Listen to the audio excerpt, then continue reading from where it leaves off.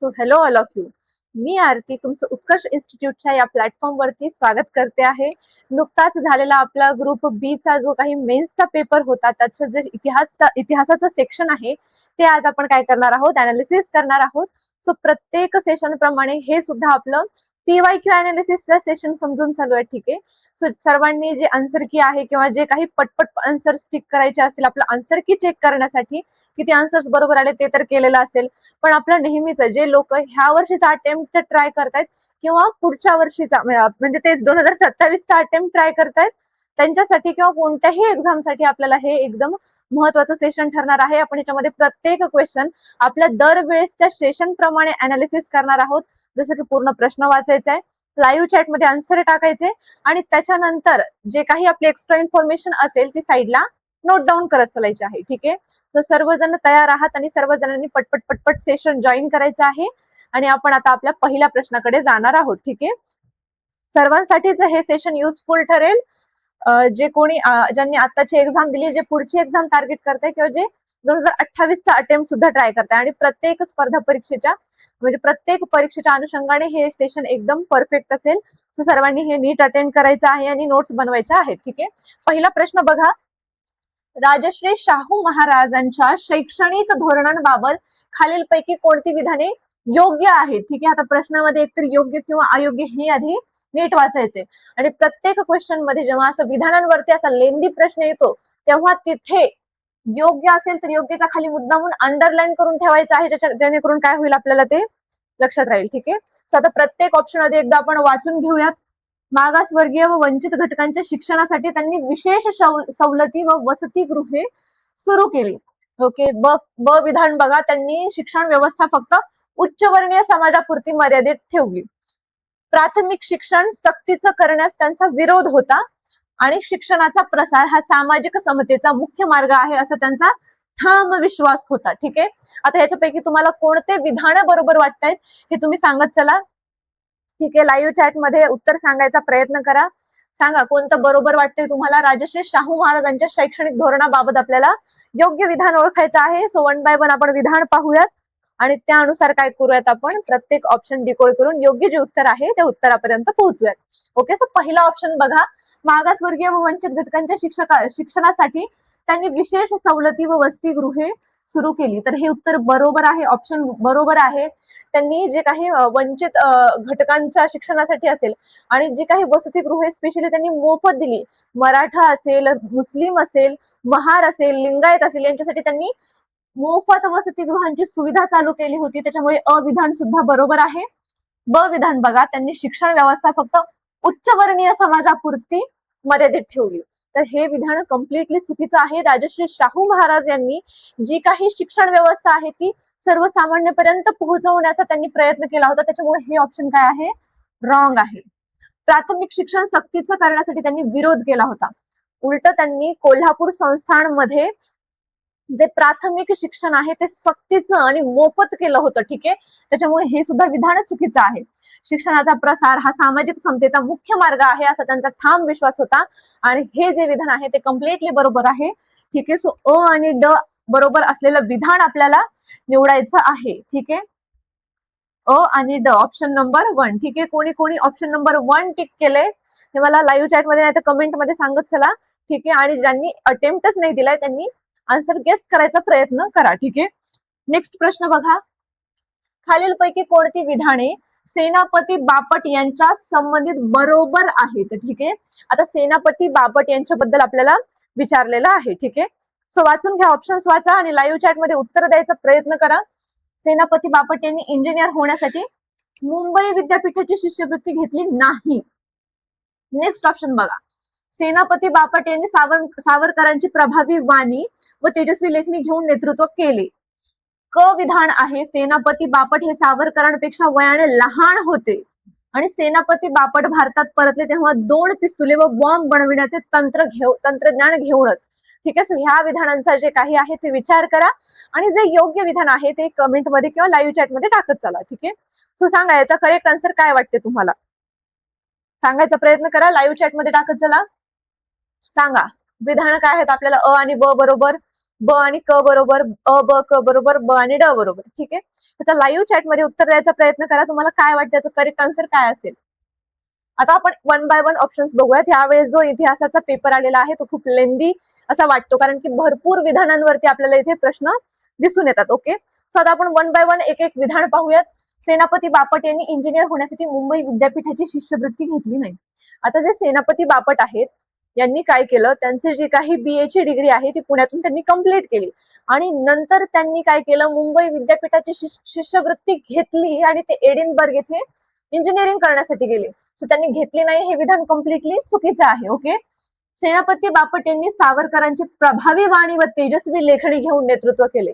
हो केले, कारण की का, जे स्वातंत्र्यवीर सावरकर आहेत त्यांचे जे प्रभावी क्रांतिकारी विचार आहेत त्याच्यावरून ते प्रेरित झाले होते आणि त्याच्यामुळे त्यांनी काय केलेलं आहे, तसं त्यांची जी काही प्रभावी वाणी आहे आणि तेजस्वी लेखणी आहे ती घेऊन त्यांनी नेतृत्व केलं आहे. ओके, सेनापती बापट हे सावरकरांपेक्षा वयाने लहान होते. आता सांगायचा प्रयत्न करा, ज्यांना त्यांचा जन्म वर्ष माहितीये ते याचा आन्सर करेक्टली देऊ शकतील. सांगा ह्याचा आन्सर काय आहे?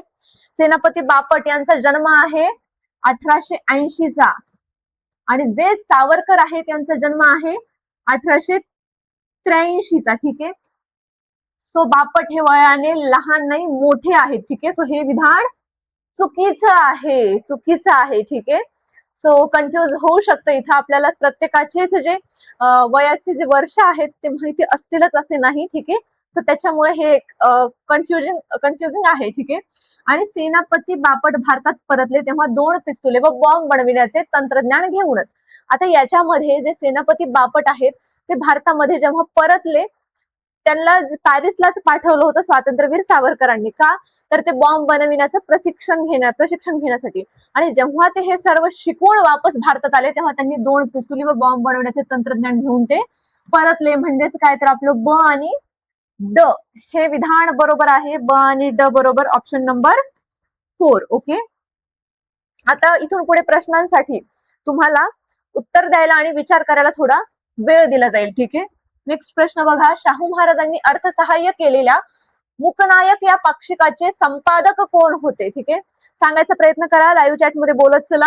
आपल्याला सेशन इंटरॅक्टिव्ह ठेवायचं आहे. डॉक्टर बाबासाहेब आंबेडकर, पांडुरंग नंदराम भटकर, शिवराम जानबा कांबळे आणि किसन फागू बनसोडे. ठीक आहे, शाहू महाराजांनी जे अर्थसहाय्य केलं आहे कशाला, मुकनायक या पाक्षिकाचं, त्याचं संपादक कोण आहेत असं आपल्याला विचारलेलं आहे. लाईव्ह चॅट मध्ये टाकत चला, उत्तर टाकत चला.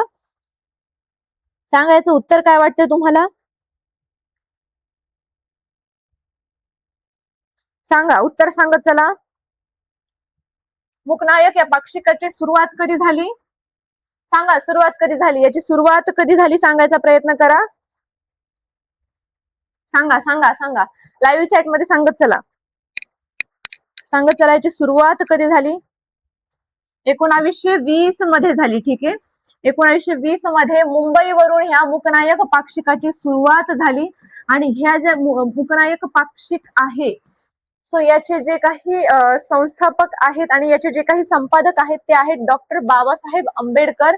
परंतु ते एका कॉलेजमध्ये प्राध्यापक म्हणून शिकवत होते, त्याच्यामुळे त्यांनी काय केलेलं आहे, उघडपणे संपादक पद न घेता ते त्यांनी पांडुरंग नंदराम भटकर यांना ते दिलेलं आहे. ठीक आहे, त्याच्यामुळे जर मुकनायक पाक्षिकाचे संपादक कोण होते असं विचारलं तर ते कोण आहे, तर पांडुरंग नंदराम भटकर. ठीक आहे, नेक्स्ट प्रश्न बघूयात. महाराष्ट्रातील डाव्या चळवळीचे नेते श्रीपाद अमृत डांगे यांच्या संदर्भातील खालीलपैकी कोणती विधाने बरोबर आहेत? ठीक आहे, भरपूर विधानांवरती प्रश्न आपल्याला या वेळेसच्या एक्झाम मध्ये दिसून येतात. बघा, श्रीपाद अमृत डांगे यांचे उच्च शिक्षण मुंबईच्या विल्सन कॉलेजमध्ये झाले. गांधी वर्सेस लेनिन या नावाचा त्यांनी इंग्रजी ग्रंथ लिहिला होता आणि हे बरोबर आहे. वयाच्या अवघ्या 22व्या वर्षी त्यांनी हा ग्रंथ लिहिला होता. ठीक आहे, श्रीपाद अमृत डांगे यांनी कामगारांचे संघटन करून कामगारांच्या चळवळी उभारल्या. श्रीपाद अमृत डांगे यांनी युगांतर हे वृत्तपत्र सुरू केले. ठीक आहे, सांगायचा प्रयत्न करा. ब क आणि ड आणि फक्त अ क आणि ड सांगायचा प्रयत्न करा. लाईव्ह चॅट मध्ये उत्तर द्यायचा प्रयत्न करा. काय वाटते तुम्हाला काय असेल याचा आन्सर? सांगत चला. ठीक आहे, याचा आन्सर देत चला, याचा आन्सर द्यायचा प्रयत्न करा.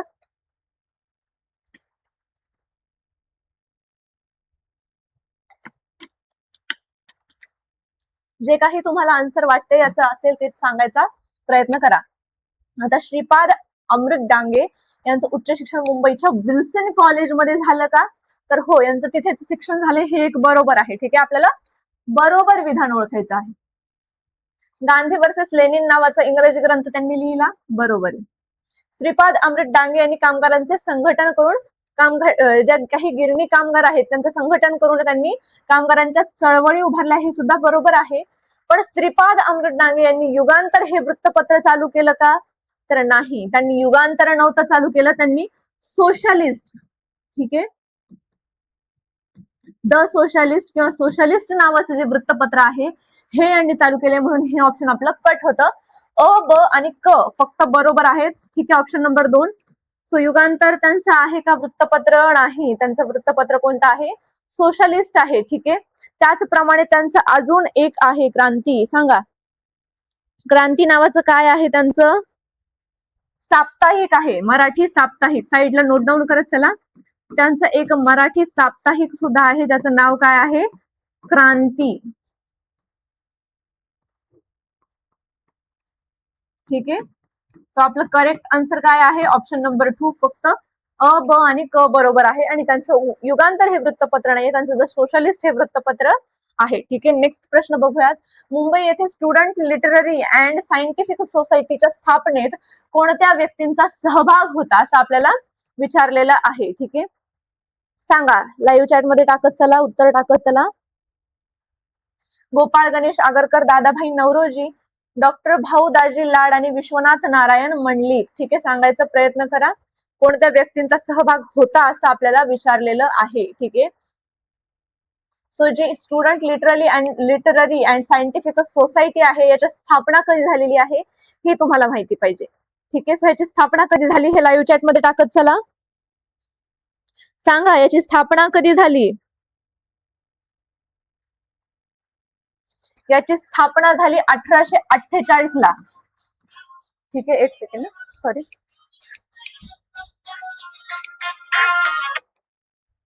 सो जी आपली स्थापना आहे ती झाली 1848 ला. आणि गोपाळ गणेश आगरकरांचा जन्म कधीचा आहे? 1853 चा. ठीक आहे, सो पहिला ऑप्शन इथेच कट होतं, हे कट झालं. आणि हे तीनही व्यक्ती ह्याच्यामध्ये समाविष्ट होते. फक्त ब, क आणि ड हे आपलं करेक्ट आन्सर आहे. ठीक आहे, सो याच्यामध्ये गोपाळ गणेश आगरकर जे आहेत हे येत नाहीत. त्याचप्रमाणे भाऊ दाजी लाड जे आहेत ते पहिले भारतीय अध्यक्ष बनले या सोसायटीचे. ते काय बनले? First Indian president. ठीक आहे, साईडला नोट डाऊन करत चला माझ्या सोबत.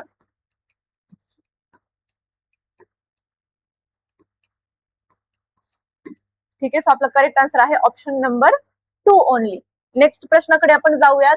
राजश्री छत्रपती शाहू महाराजांनी खालीपैकी कोणत्या स्त्रियांना शिक्षण कार्यक्रमात सहकार्य केले होते? आता शिक्षण कार्यक्रमामध्ये कोणाला सहकार्य त्यांनी केलं होतं असं आपल्याला विचारलेलं आहे. ठीक आहे, रखमाबाई केळकर, ठीक आहे, भागीरथीबाई देसाई आणि काशीबाई राऊत, इंदुमती देवी. ठीक आहे, सो याच्यामध्ये जे आपल्याला करेक्ट ऑप्शन निवडायचं आहे, सांगा काय वाटतं तुम्हाला, काय असेल याचा आन्सर? ज्या रखमाबाई आहेत यांना त्यांनी काय केलं होतं? स्त्री शिक्षण अधिकारी केलं होतं. ठीक आहे, साईडला नोट डाऊन करत चला. त्याचप्रमाणे ज्या इंदुमती देवी आहेत यांना त्यांनी काय केलं होतं? तर या त्यांच्या सुनबाई आहेत आणि ज्या की वयाच्या 11व्या वर्षीच विधवा झाल्या होत्या. तेव्हाही त्यांनी जे काही राजकुटुंब आहे त्यांचा रोष पत्करून सुद्धा त्यांना उत्तम शिक्षणाची व्यवस्था करून दिली होती. या कोण आहेत? राजश्री शाहू महाराजांच्या सुनबाई आहेत. अ आणि ड आपलं काय आहे? करेक्ट आन्सर आहे ऑप्शन नंबर 3. ओके,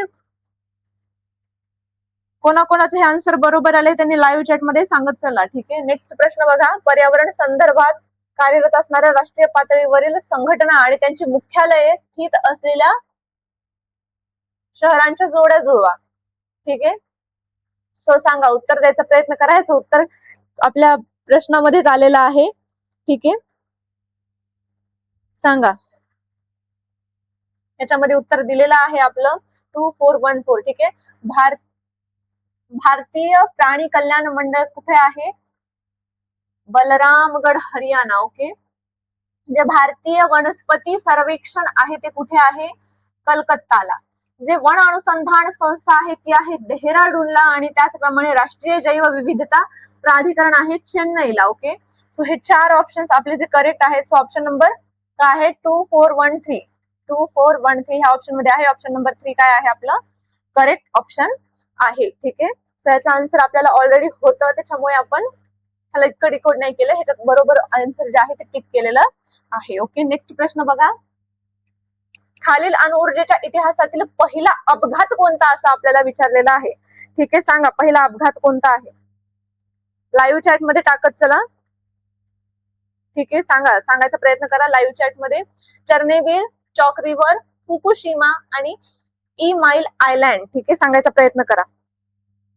सांगा लाईव्ह चॅट मध्ये टाकत चला. कोणता कधी झालाय? चर्नेबिलचा कधी झालाय? 1986 मध्ये युक्रेन मध्ये. ठीक आहे.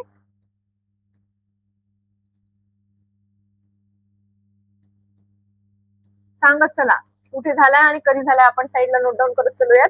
Chalk river. हे चॉक रिव्हर कधी झालेला आहे? सांगा कुठे झालेला आहे चॉक रिव्हर आणि कधी झालेला आहे? सांगा लाईव्ह चॅट मध्ये टाकत चला. 1952 मध्ये झालेला आहे. कुठे? कॅनडामध्ये. ठीक आहे.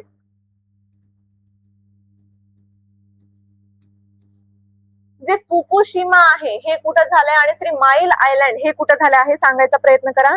जे फुकुशिमा आहे ते 2011 मध्ये जपान मध्ये झालेलं आहे. ठीक आहे. आणि त्याचप्रमाणे जे श्री माईल आयलँड आहे ते कधी झालेला आहे? तो आय थिंक 1979 ला झालेला आहे. ठीक आहे. 1979 ला तो अमेरिकामध्ये झालेला आहे. ओके. आपल्याला काय विचारलेलं आहे? सर्वात पहिला कधी झालाय? बघा आता सर्वात पहिला कधी झालाय? चॉक रिव्हर 1952 ला आपल्याला हा झालेला दिसून येतो. ओके. सो सर्वांनी काय ऑप्शन टिक केलंय सांगायचा प्रयत्न करा. मला लाईव्ह चॅट मध्ये टाकत चला. सो आपलं करेक्ट आन्सर काय आहे? Option number 2. ओके. नेक्स्ट प्रश्नाकडे जाऊयात. पुणे जवळील देवाची आळंदी येथे 3 ऑगस्ट 1947 रोजी झालेल्या शेतकरी कामगार पक्षाच्या स्थापनेमध्ये पुढीलपैकी कोणाचा समावेश होता? आता सांगा कोणाचा समावेश होता? ठीक आहे. शंकरराव मोरे, केशवराव जेधे, भाऊसाहेब राऊत आणि तुळशीदास जाधव. ठीक आहे. सांगायचा प्रयत्न करा. लाईव्ह चॅट मध्ये टाकत चला. आपण जे प्रेडिक्टेबल आन्सर्स आहेत ते गेस करायचा प्रयत्न करतोय. फायनल आन्सर की आल्यावरती तर ते होईलच. ठीक आहे. सांगायचा प्रयत्न करा. सांगा. जे पुणे जवळील आळंदी आहे येथे 3 ऑगस्ट 1947 ला जे शेतकरी कामगार पक्षाची स्थापना झाली होती याच्यामध्ये मुख्यतः या 4ही व्यक्तींचा समावेश होता. त्याच्यामुळे आपला आन्सर काय आहे? वरील पैकी सर्व. ऑप्शन नंबर 2 हे याचा करेक्ट आन्सर आहे. ठीक आहे. नेक्स्ट प्रश्न बघूयात. वाचून घ्या एकदा नेक्स्ट प्रश्न काय आहे ते.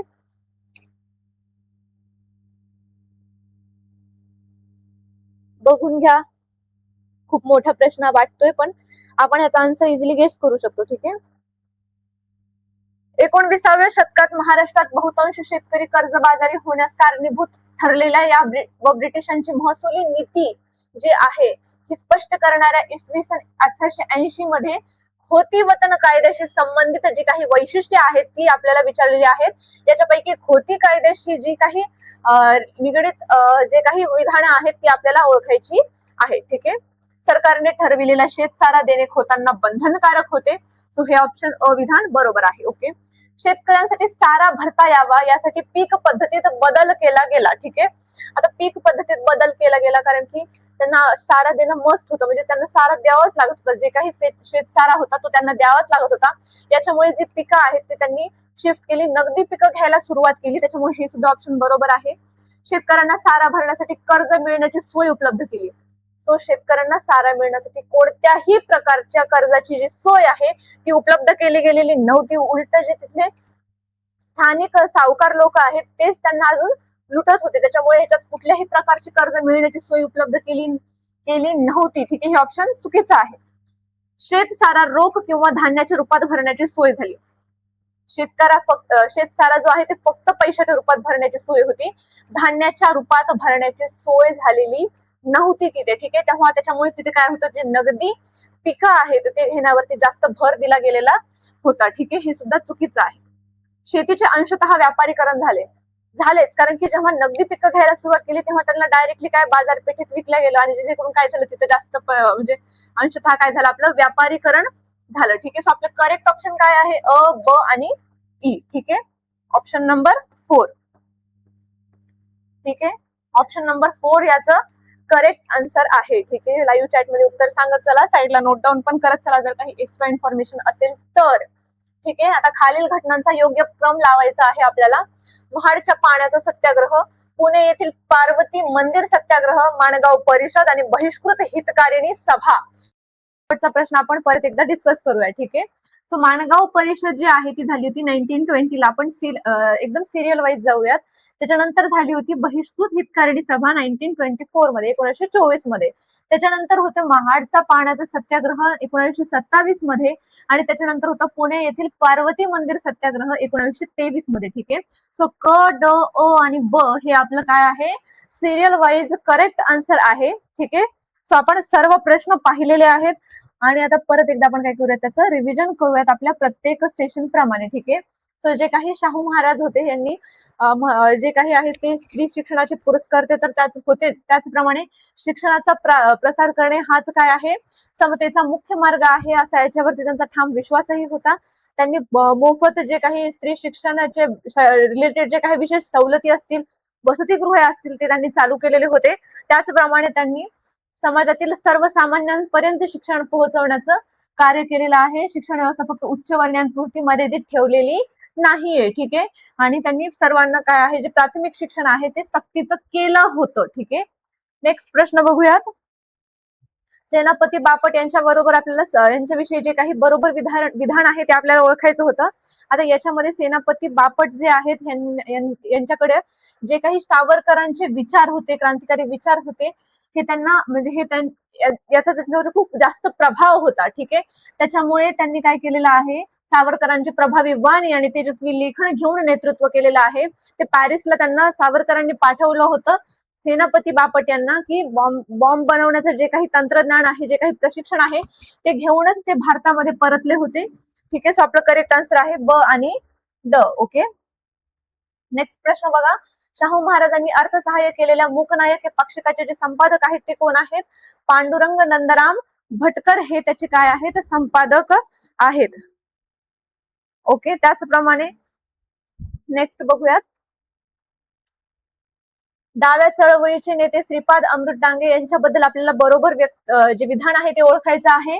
मुंबईच्या विल्सन कॉलेजमध्ये त्यांचे उच्च शिक्षण झालेलं आहे. गांधी वर्सेस लेनिन या इंग्रजी ग्रंथ त्यांनी लिहिलेला आहे आणि त्याचप्रमाणे त्यांचं जे पुस्तक होतं, जे न्यूजपेपर होतं, वर्तमानपत्र होतं, ते युगांतर नव्हतं, ते होतं द सोशलिस्ट. आणि नंतर त्यांनी काय केलेलं आहे? मराठी साप्ताहिक सुद्धा चालू केलेलं आहे क्रांती या नावाने. ठीक आहे. नेक्स्ट प्रश्न बघूयात.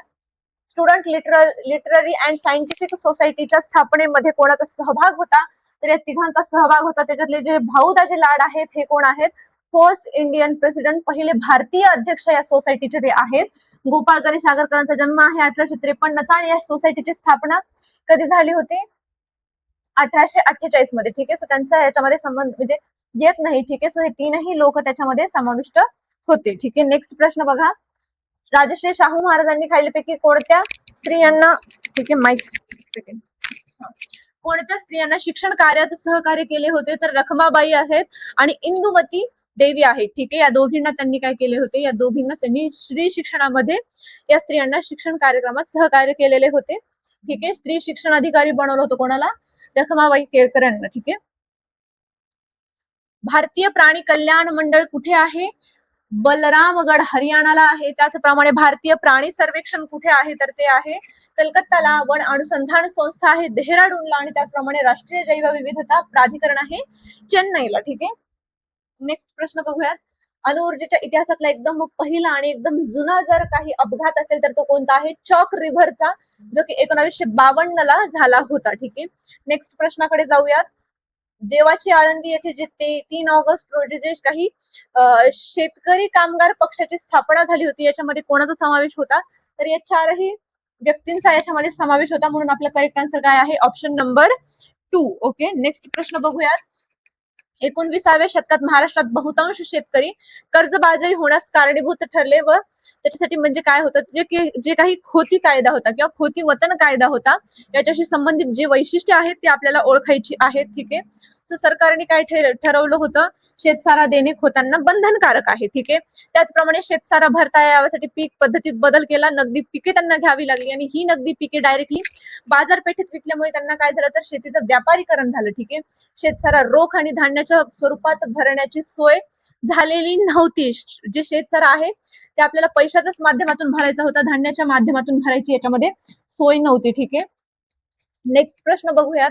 घटनांचा आपल्याला योग्य क्रम लावायचा आहे. सर्वात पहिलं कोणतं आहे तर माणगाव परिषद आहे, नंतर बहिष्कृत हितकारिणी सभा आहे, त्याच्यानंतर महाडच्या पाण्याचा सत्याग्रह आहे आणि नंतर जे पुणे येथील पर्वती मंदिर सत्याग्रह आहे तो तिथे झालेला आहे. ठीक आहे.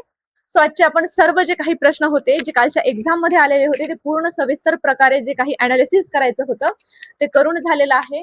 सो सर्वांनी याच्यासोबत नोट्स काढल्या असतील. हे सेशन ज्यांनी काल पेपर दिला त्यांच्यासाठी सुद्धा पेपर अनालिसिस म्हणून आणि ज्यांचा पेपर पुढचा अटेम्प्ट आहे त्यांच्यासाठी सुद्धा हे खूप इम्पॉर्टंट सेशन आहे.